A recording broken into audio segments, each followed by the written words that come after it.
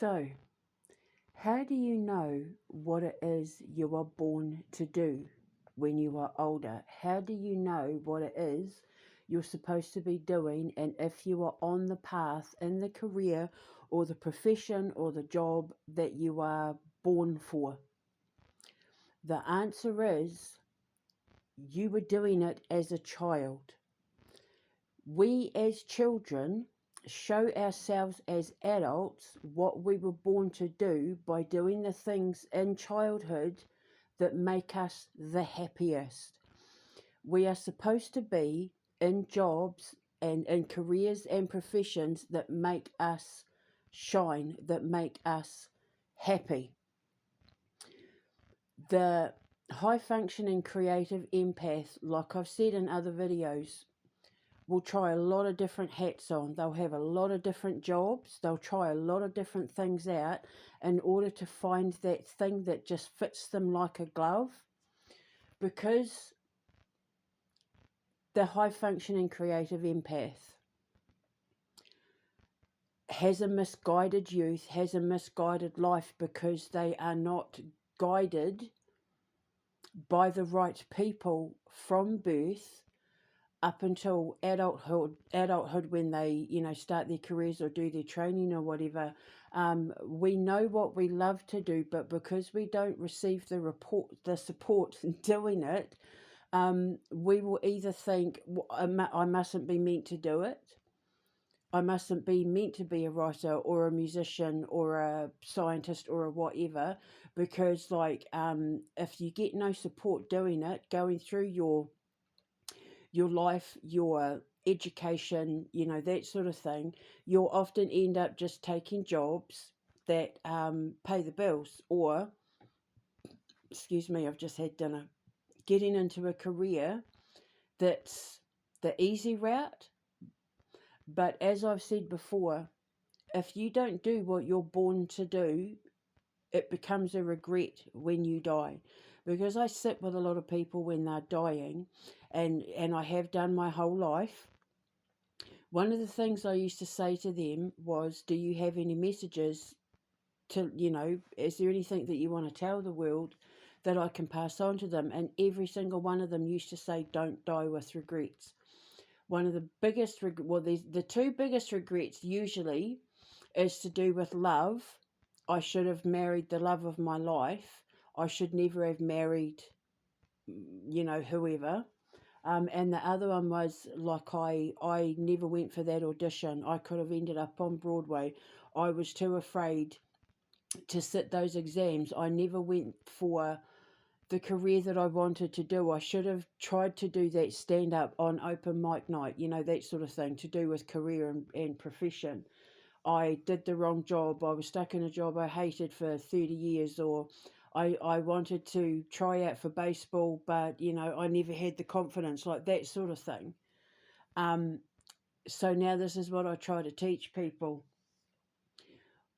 What you do as children, because children are pure and innocent and they do what they love without even thinking about it. The key to what you're born to do lies in what made you happy as a child. For me, my sister and I, my big sister Erin and I, she's the sixth youngest. I'm the seventh youngest. I'm the baby of seven, and she's the sixth born, so she's the second youngest. Her and I used to play radio stations, where we were talk show hosts, and we'd record ourselves being talk show hosts, making phone calls, pretending to be, calling in, playing records on our radio, singing along to the record and recording it all, pretending we were radio stations. We also I used to write stories for us to act out. So we had this one game that we used to play, where we would turn the living room and bathroom and bedrooms into a hospital, and all our dolls and toys and all of that were like the patients, and I made up like all these medical records, and we used to play doctors and nurses, where my dad's bar in our living room used to be like the reception of the hospital. And we used to like, she was usually the doctor and I was the nurse. And we used to like role play these games as little kids. We were doctors and nurses and sometimes dentists. And then we would also put price tags on all the food in the kitchen. And because we had like this flip out, like extra table in the kitchen, because it wasn't a very big kitchen, but mum had this like flip out table thing that we used to use as the kiosk. And so, we'd come in with like a little bag and, pretend to play shopkeeper and everything and pay with, like, paper money. And of course, now I'm a writer and I'm going to have my own department store, the Alchemist Cavern, and I'm doing radio. So, and the other thing I used to do as well is watch horror movies, because we were the first people in our neighbourhood to get a video recorder, although it didn't record when they first came out, a video player. And so, and my dad was obsessed with like martial arts movies and horror movies and that. So I used to watch them all with him. And of course, now, we've got like I've written the Quantum Menace, which is like a superhero movie. Van to Black is a horror movie and horror musical. I grew up singing musicals like Jesus Christ Superstar, War of the Worlds, Rocky Horror Picture Show, Grease, all of them. I grew up with the musicals, and because now that is all my future. That's my career. None of it involved like being a teacher or looking after. I mean, I suppose when we were in the when we grew up at Linton Army Camp, the woodshed had a blackboard in it for some reason, and occasionally we used to play being teacher.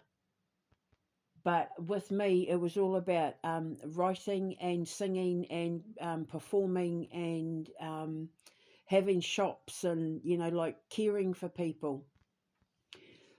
So now the foundation is going to have all of that. Everything that I grew up loving to do when I was a kid, picking berries, I now pick berries to turn into my sugarless jam that I'm going to sell in the department store, Alchemist Cavern.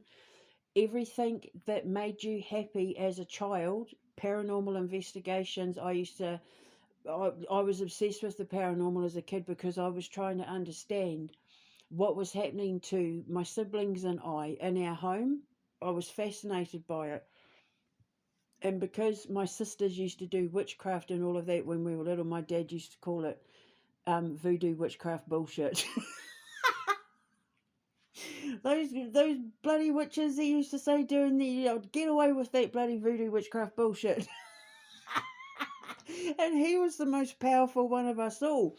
My dad, if you watch my music box video, my music box podcast, I'll put a link in the description box. He was the one that taught me how to time jump. He's the whole reason why I'm an occult scientist. But we were the voodoo witchcraft bullshit girls. Oh, God. But now, as an adult, everything that I loved to do as a kid, I'm now turning into an empire. So, if you don't love what you do, if you're not happy doing what you do with your gift, you're not in the right career, you're not in the right profession, you're not doing what you were born to do. Because when you're born to do it, it's like nothing's going to stop you from doing it.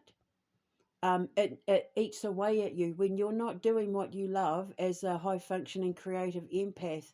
To not write, to not create, to not program, to not code, to not do art, it's like it slowly kills your soul.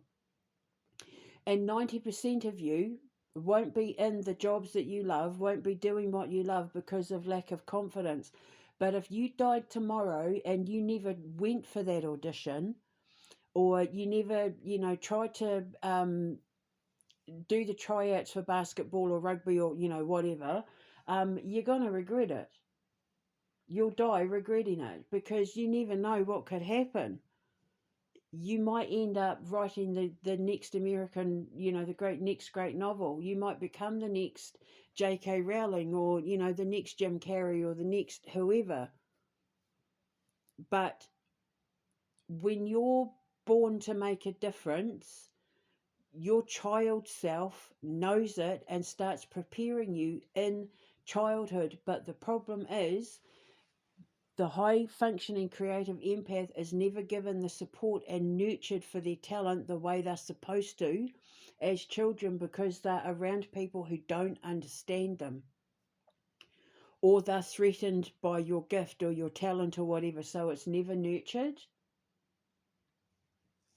But the people who are destined to make a difference are the ones who start exhibiting signs of being different from a very, very, very young age. And my sister and I, we never used to play the normal kind of games that our girlfriends used to play. Our friends used to play completely different games. I used to play like with my nephew Sean.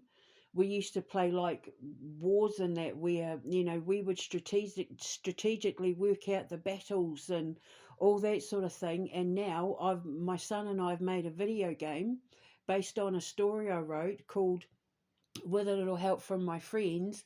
And we've turned a whole war-based video game called Your Wars 2 into, war strategies and that, as well as the Quantum Menace sagas. So everything that you do as a child is molding and shaping and preparing you for what you're destined to do, what you're born to do as an adult. But the problem is, if you don't follow your destiny because of fear of rejection, or fear of being turned down, or fear of failure, or embarrassing yourself, or everyone laughing at you because you failed, if you worry about that sort of thing, you're letting the fear of what might possibly happen get in the way of something that could happen. You could get that job. You could get published. You could get a recording deal. You could. The shoulda, woulda, couldas. Don't die with the shoulda, woulda, couldas. The, one of the reasons why we reincarnate is to pay off karmic debt. And when you die with regrets, it becomes a karmic debt. So all the things that you regretted not doing or regretted doing in this life as you becomes karmic debt in your next life. And I know this because I did a reading a couple of years ago for someone who, they were born to be on Broadway. Like, this person was born to be on stage performing in front of everyone. I like to see, I would never act. I'll do voice acting, but I would never want to be in front of the camera and that, because like that, I'm too shy. Like I'm getting nervous and stuttering even thinking about the thought of going on stage. I don't mind like lending my voice to my characters, but the last thing that I would ever want to do would be to be physically on camera. I like to write the stories and set the scenes and create the scenes, like be a director. I would rather direct and write than act, other than doing voice acting, because I really want to do, I'm going to do the voice of Brehena Saithusa.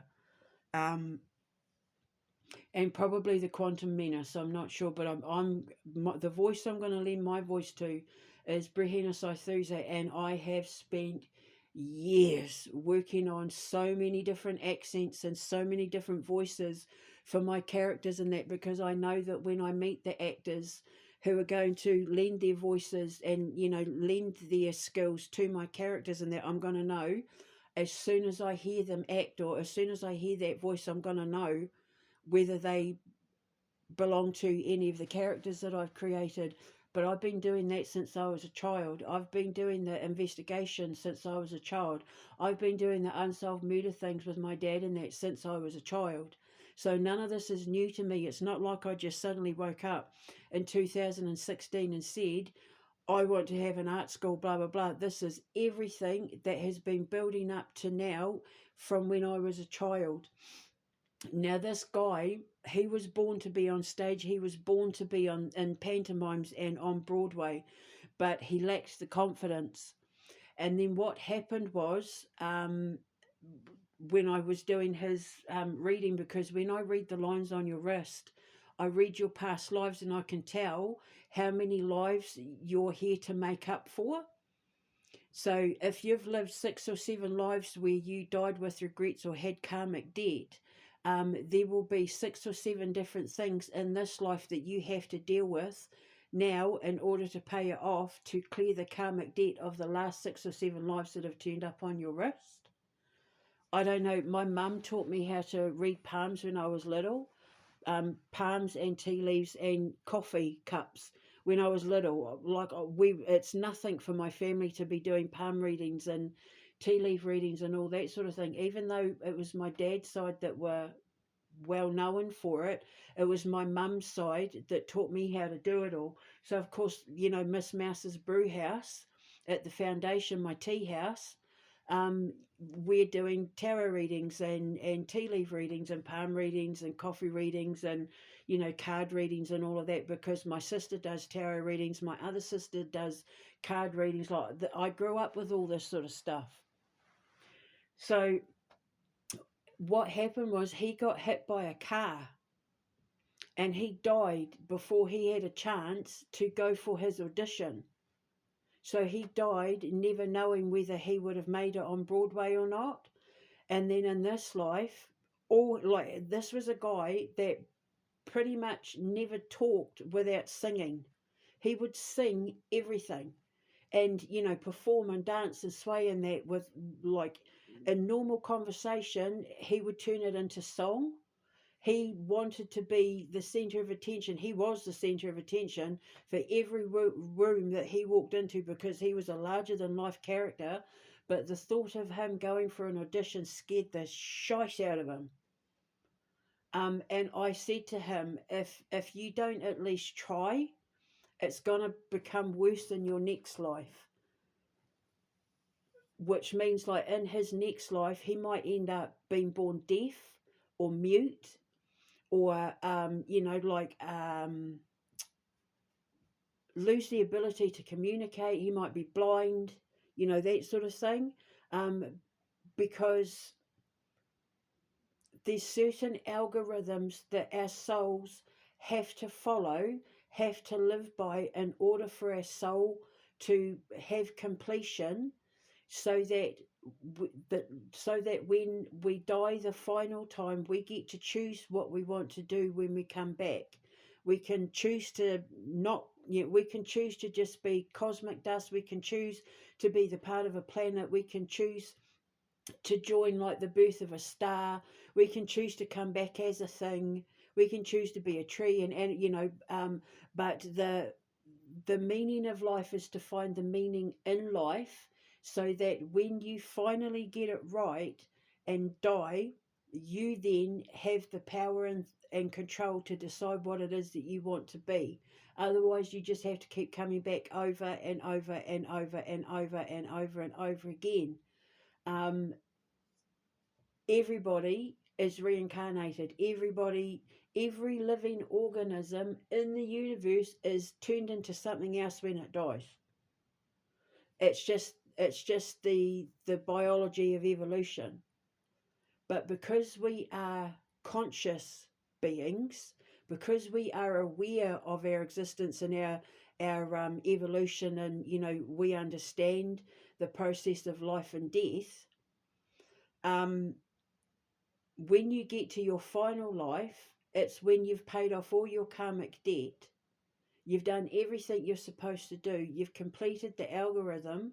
So then you get to decide what you become next. You get to mold and shape your universe. Because the universe is just the consciousness inside the collective mind. God's mind. The mind of God is the universe. And we are a part of that universe, and you get to mold and shape your universe when you become the mind of God. When you become the mind of Atom, when you become the consciousness, the fully aware consciousness inside an atom, you then get to mold and shape your universe, which is the greatest reward of them all. But until then, you'll keep coming back over and over and over and over. It's why we share DNA with bananas. It's why we share DNA with plants. It's why we share DNA with pigs and horses and gorillas. And because since the birth of the universe, we've been evolving and coming back over and over and over and over and over again in different forms and different shapes and different atoms in order to master evolution, so that when we have mastered evolution, we become the cause of evolution. We then get to start a whole new form of evolution inside the mind of our own universe, or inside the universe of God's mind. And the meaning of life is to find the meaning in your life. And your meaning in your life as a high-functioning, creative, empathic mind is to do what you love. Because when you do what you love, you are doing what you were born to do.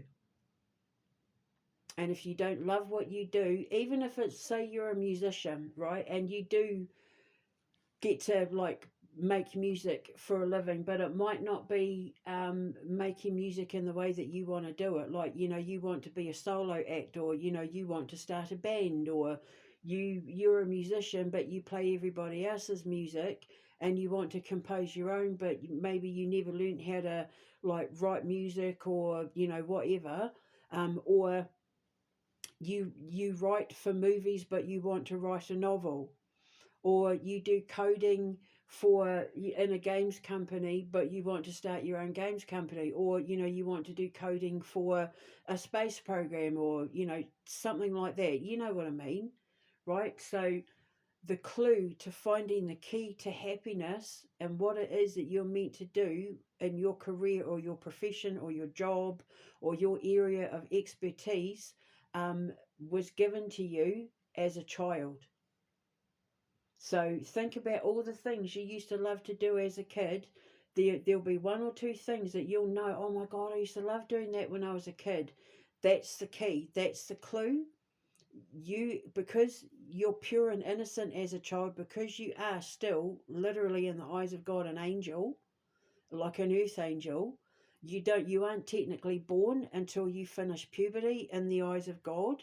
And unless you sin, you know, children are pure. Unlike like Mary Bell and all that, children are pure, and